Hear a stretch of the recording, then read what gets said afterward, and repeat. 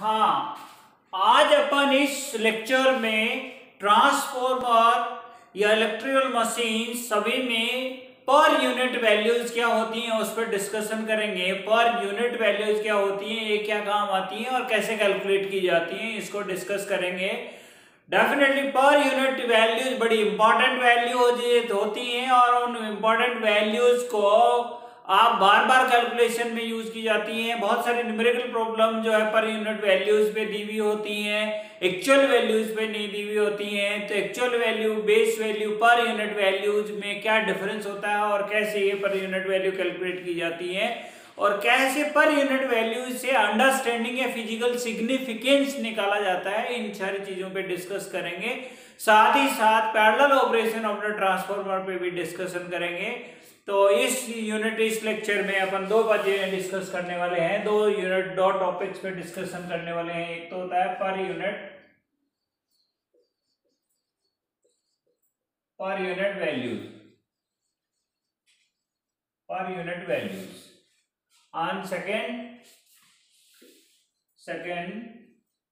parallel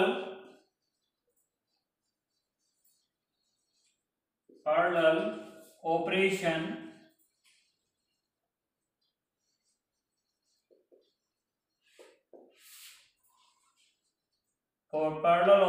of transformers।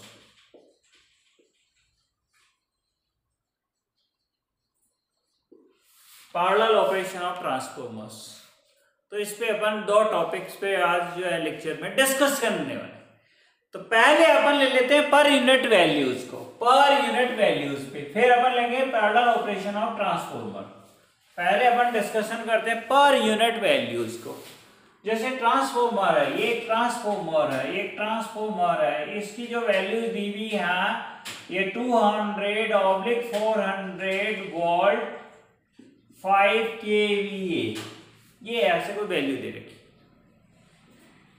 Resistance, primary side का resistance R1 है, secondary side का resistance R2 है। प्राइमरी साइड का रेजिस्टेंस दे रखा है 2 ohm, suppose that it is 2 ohm, and secondary side का रेजिस्टेंस दे रखा है that is 8 ohm। Primary side का लीकेज रिएक्टेंस दे रखा है that is 3 ohm, and secondary side का लीकेज रिएक्टेंस दे रखा है दैट इज 12.5 ohm। ये अलग अलग वैल्यूज दे रखी हैं। तो इन वैल्यूज पे बेस्ड कैलकुलेशन कैसे करते हैं और ये वैल्यूज एक दूसरे के इक्विवेलेंट कैसे होती हैं, इन सारी चीजों को अपन डिस्कशन करने वाले हैं। तो एक तो पर यूनिट वैल्यूज क्या होती है, कैसे कैलकुलेट की जाती है। एक होता है बेस, जेड बेस, एक होता है जेड एक्चुअल और एक होता है जेड पर यूनिट। ये तीन चीजें होती। पर यूनिट क्या होती है, एक्चुअल वैल्यू में जेड एक्चुअल में जेड बेस का यदि भाग दे दें, बेस, तो पर यूनिट वैल्यू आ जाती है। एक्चुअल वैल्यू में बेस वैल्यू का भाग दे देते हैं तो पर यूनिट वैल्यू आ जाती है। एक्चुअल वैल्यू में बेस वैल्यू का भाग। अभी बेस वैल्यू क्या होती है और जेड बेस क्या होता है, बेस वैल्यू सेलेक्ट की जाती है। ओके, फॉर एग्जांपल जेड एक मतलब इंपेडेंस होता है, वोल्टेज अपॉन करंट। जेड क्या होता है, जेड इंपेडेंस होता है। इंपेडेंस का मतलब क्या होता है, वोल्टेज अपॉन करंट को इंपेडेंस कहते हैं। बेस, जेड बेस होता था, जेड बेस आई बेस। इसको मैं ऊपर और नीचे वोल्टेज से मल्टीप्लाई करूंगा तो V base square divided by V base I base. Voltage के स्क्वायर से यदि मल्टीप्लाई कर देते हैं, वोल्टेज के स्क्वायर से यदि इसको मल्टीप्लाई कर देते हैं तो ऊपर वोल्टेज का स्क्वायर हो गया, नीचे वी इंटू आई हो गया।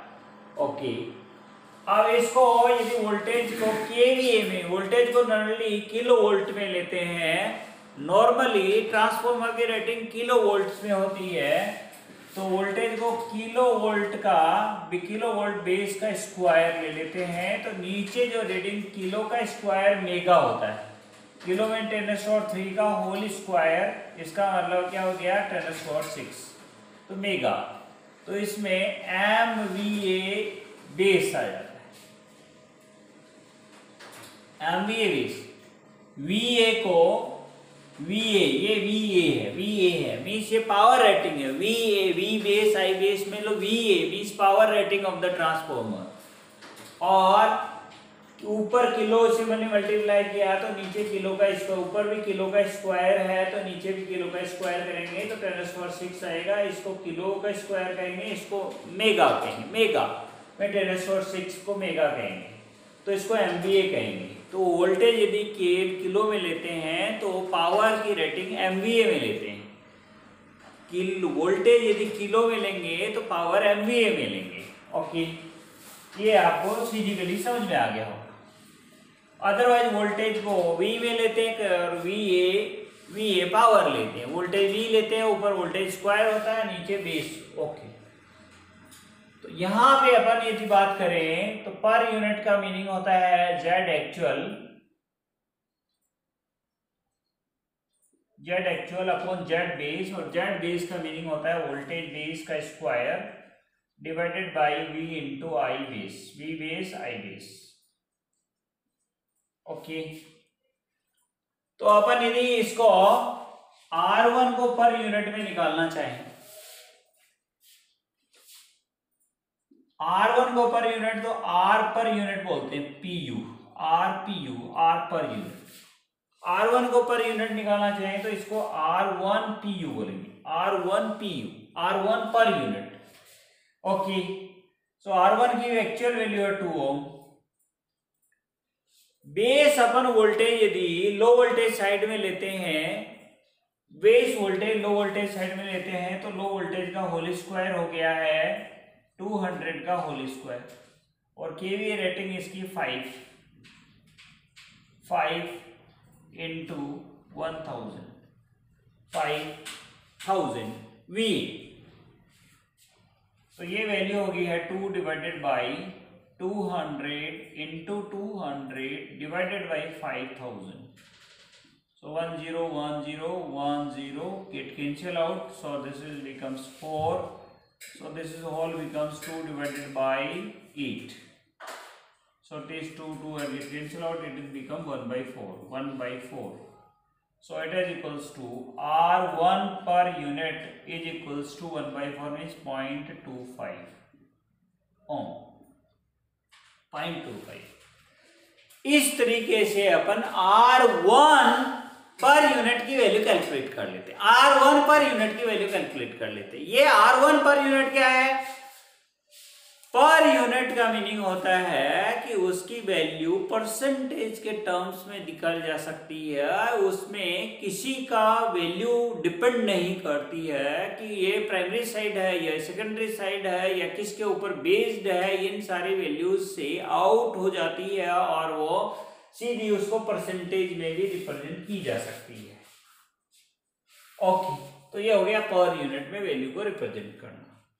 ओके, अब मैं यदि R2 को पर यूनिट में रिप्रेजेंट करना चाहूंगा तो बेस R2 के हिसाब से लेना पड़ेगा, तो Z2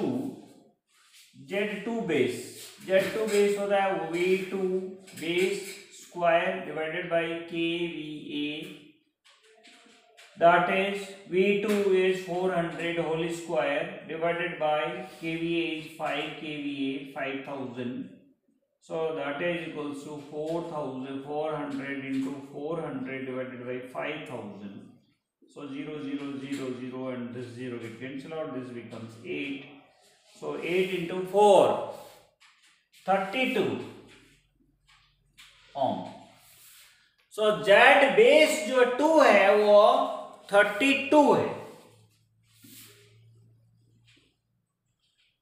Z बेस जो है वो कैसे कैलकुलेट करते हैं, ये मैंने अपने डिस्कशन कर लिया है कि Z बेस कैसे कैलकुलेट करते हैं।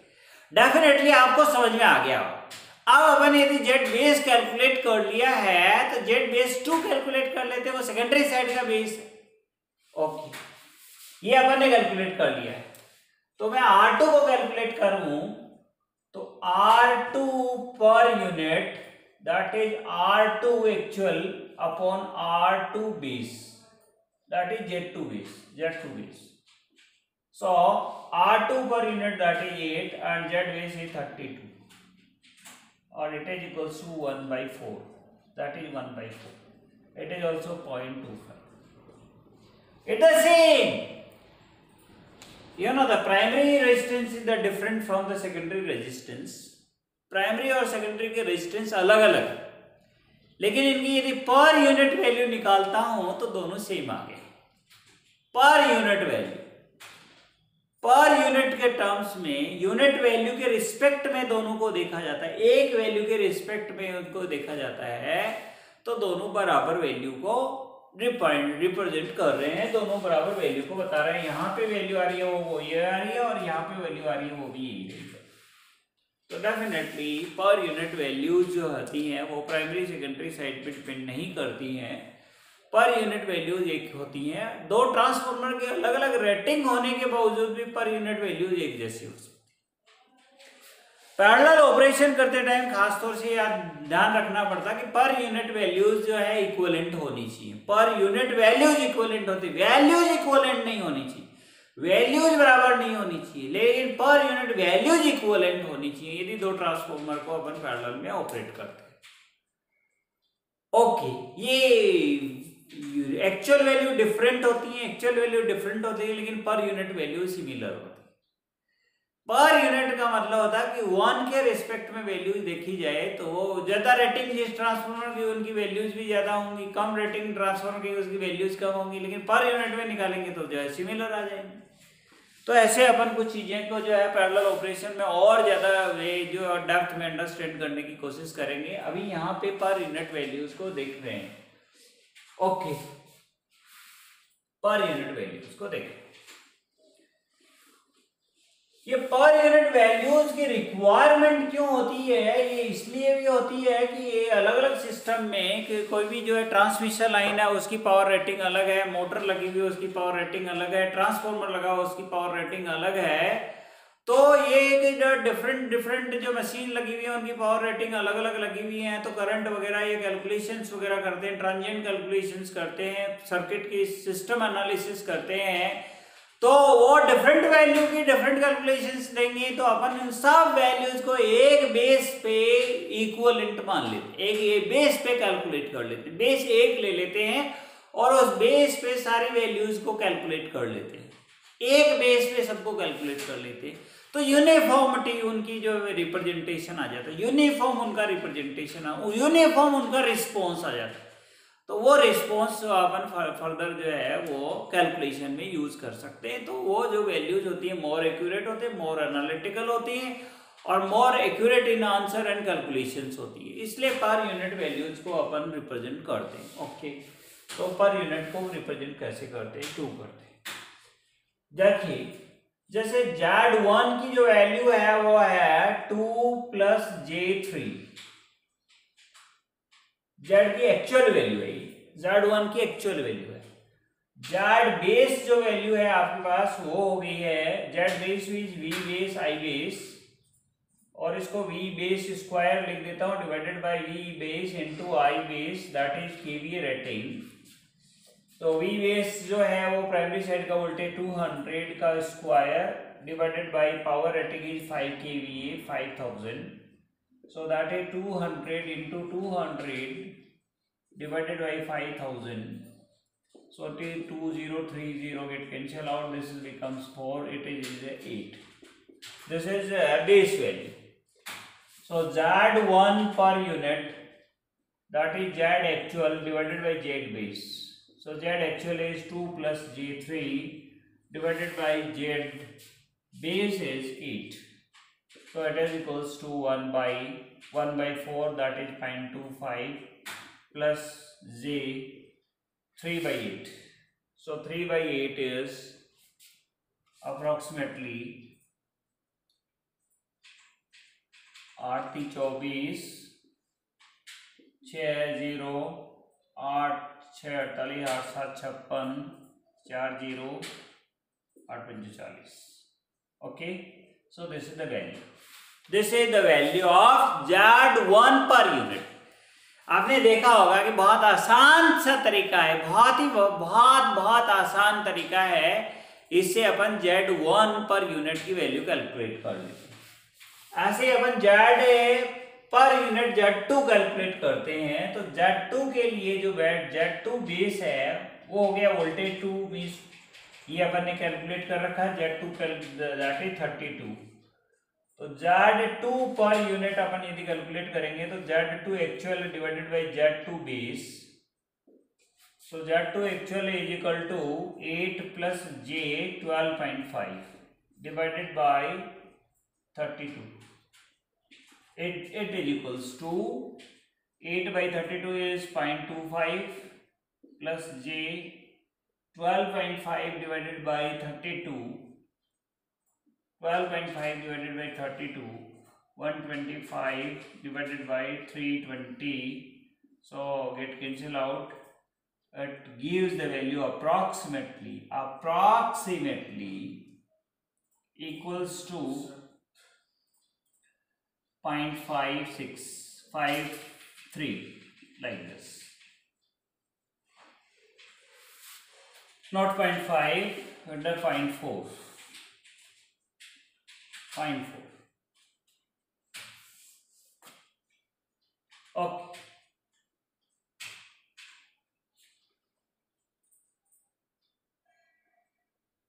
something. Okay, so this is the way. It not 0.4, 0.38 something. Okay, so these two are the same. Now we'll see the Z1 per unit and Z2 per unit. They are the similar values. They are the same values. So per unit values are not differ. If they are differ, they differ slightly, not most difference. Do not widely differ. बहुत ज्यादा difference नहीं होता। दोनों values लगभग बराबर होती हैं, एक ही होती है। पर यूनिट में वैल्यू प्राइमरी साइड देखें या सेकेंडरी साइड देखें तो उसमें कोई डिफरेंस नहीं आता, वो एक ही वैल्यूज होती है। इसलिए जब वैल्यूज को अपन जनरली पर यूनिट में कैलकुलेट करके कैलकुलेशंस करेंगे तो बड़ी आसान रहेगी। ओके, अब अपन थोड़ा सा पर यूनिट पे, यदि कोई पर यूनिट पे वैल्यू गिवन है और नए सिस्टम पे पर यूनिट पे वैल्यू कैलकुलेट करनी है तो कैसे कैलकुलेट करेंगे। जैसे ये एक ट्रांसफॉर्मर है और इसका ये कोई सोर्स है, ये ट्रांसफॉर्मर है और ये लोड मोटर लगी हुई है, induction motor. Okay, induction motor की साइड में वोल्टेज है 400 वोल्ट और इंडक्शन मोटर की जो है पावर रेटिंग है वो है 5 किलोवाट। ये 0.8 पावर फैक्टर पे काम कर रही है, 0.8 पावर फैक्टर। ओके, ये ट्रांसफॉर्मर है, इसका जो वोल्टेज रेटिंग है वो है 1000/400 वोल्ट, 1000/400 और इसकी केवीए रेटिंग है 10 kV। इसका पर यूनिट इम्पीडेंस है इसका वो है 0.1 प्लस j.2 और इसका पर यूनिट इम्पीडेंस है वो है 0.2 प्लस j.25। ओके, ये दोनों के ये ट्रांसफॉर्मर का पर यूनिट इम्पीडेंस है और ये मोटर का पर यूनिट इम्पीडेंस, और ये डिफरेंटली दे रखे हैं, सेपरेटली गिवन है। अब क्या करते हैं अपन इनको सेम बेस पे कैलकुलेट करते हैं। सेम बेस में एक को बेस लेना पड़ता है, तो ज्यादा रेटिंग वाले को बेस ले लेते हैं। बेस अपन बेस वोल्टेज लेंगे, base voltage that is 400 volt, base KVA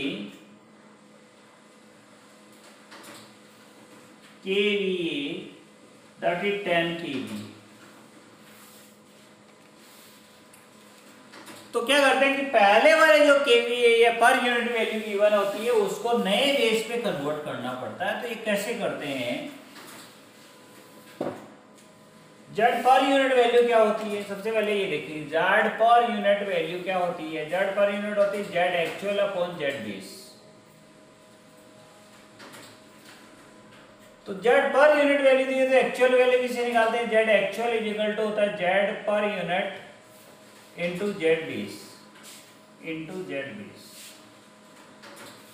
ये जेड बेस कौन सा है? ओल्ड है, ओल्ड बेस है, और ये ओल्ड ही पर यूनिट है।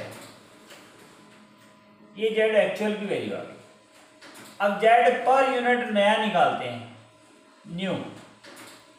तो उसका वो फॉर्मूला होता है actual value that is Z per unit old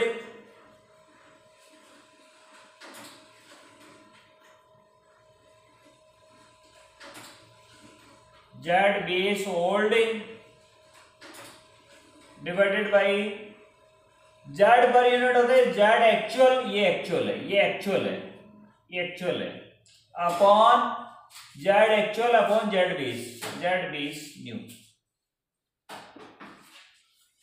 okay, simple सा कॉन्सेप्ट है, सिंपल सा कॉन्सेप्ट।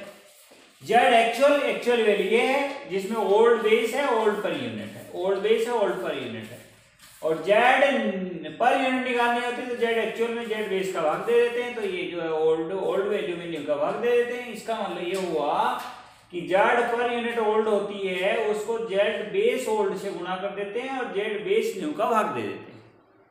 ओके, इस तरीके से अपन जेड की वैल्यू निकालें।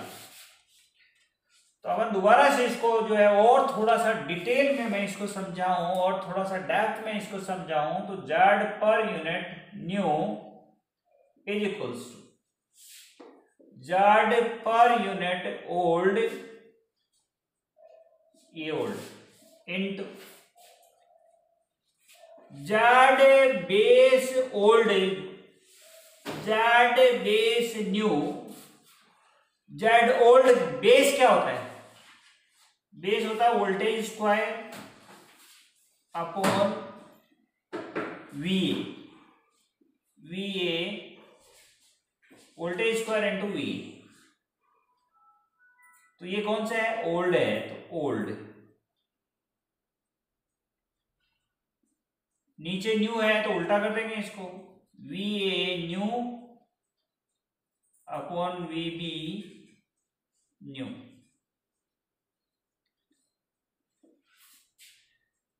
तो इसको और सिंप्लीफाइड वे में लिखें तो Z base per unit old into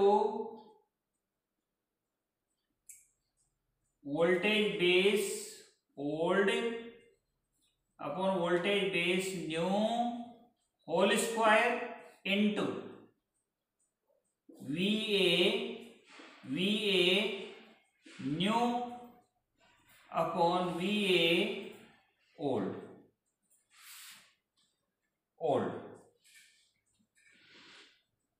old, इस तरह से अपन क्या करते हैं कि इनकी वैल्यूज को कैलकुलेट करने की कोशिश करते हैं। जेड जो पहले दिया हुआ है, बेस पहले दिया हुआ है, उसको नए बेस पे शिफ्ट कर लेते हैं। तो इसका ये फॉर्मूला हो गया आपके पास। पहले आप जो है इस फॉर्मूले को याद रखना बिल्कुल जरूरी नहीं है क्योंकि इसमें कंफ्यूज हो जाते हैं। इसलिए कंफ्यूज न हो कि क्या करते हैं, इसको याद नहीं रखें। तो क्या करेंगे, आप क्या करो कि पहले तो जो एक्चुअल निकाल लो फिर वापस उसमें पर यूनिट में कन्वर्ट कर लो। पहले तो एक्चुअल निकाल लो फिर पर यूनिट में कन्वर्ट कर लो। तो यहां पे पहले जेड पर यूनिट दे रखा है तो मैं क्या करता हूं, इसको पर यूनिट को एक्चुअल में निकाल लेता हूं।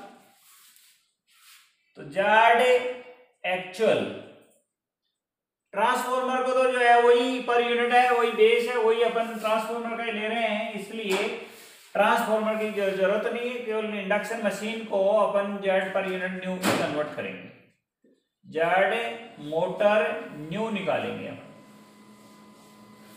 Okay,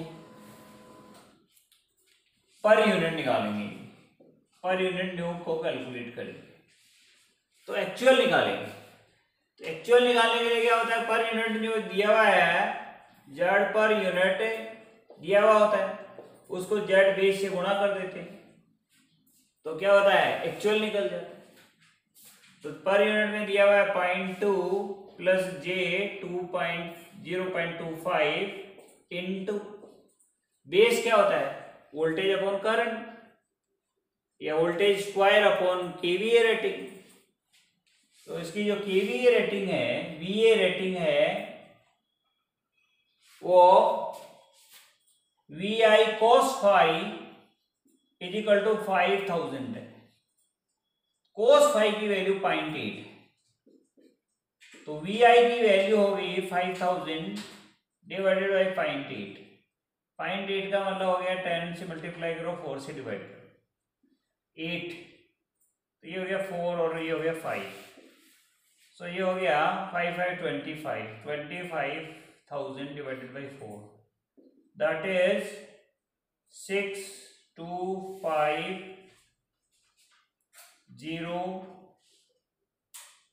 This is a new value, 6250. This is the VA value. So Z base is V square upon VA. V square upon VA. So V square is 400 square, 400 into 400 divided by VA is 6250.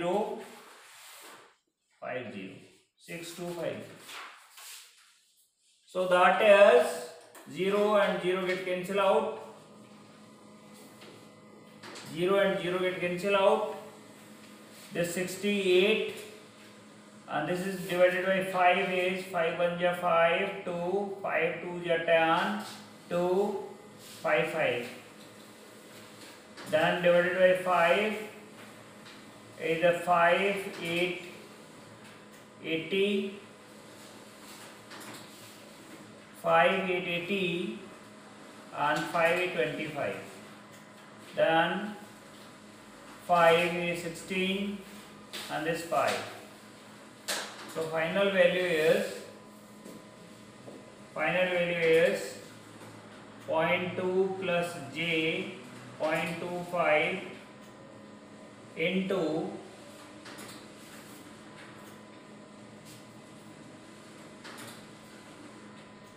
16 into 8,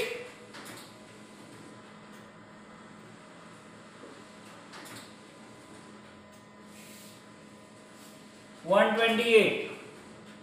16 into 8 divided by 5. So this is the value. This is actual value. This is the motor's KVA motor, VA rating of motor. Okay. So now this is the one thing we have calculated. The actual value we have calculated. Then Z new per unit new, that is Z actual, that actual is 0.2 plus j 0.25 into 128 divided by 5 into 128 divided by 5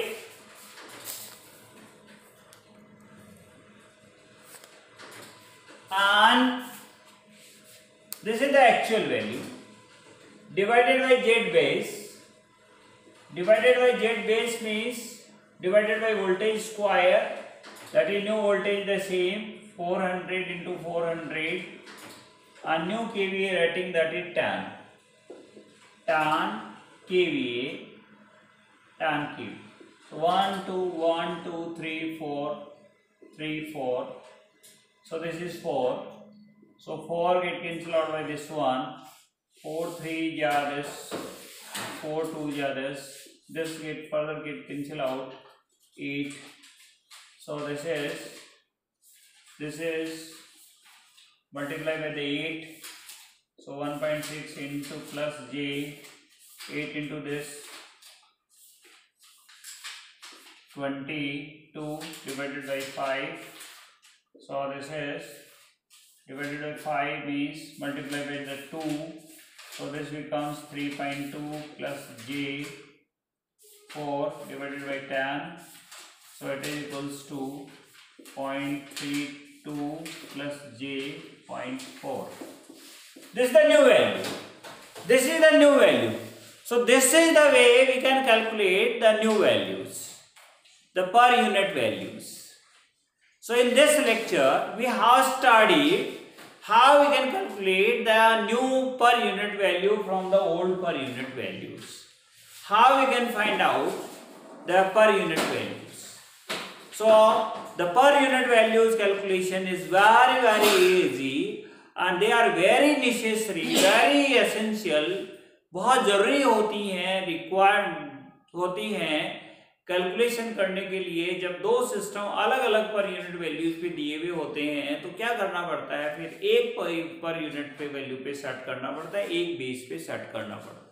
तो old per unit values को new per unit values में convert करना पड़ता है। तो पहले old पर unit value को इसके जेड बेस से गुणा करके एक्चुअल वैल्यू में कन्वर्ट करना पड़ता है, ये एक्चुअल वैल्यू आ गई। फिर इसको न्यू वैल्यू में कन्वर्ट करने के लिए एक्चुअल में जेड बेस का भाग देना पड़ता है, न्यू जेड बेस का। तो ऐसे करके और यह सीधा फॉर्मूला ये लगा के अपन इसको कन्वर्ट कर लेते हैं।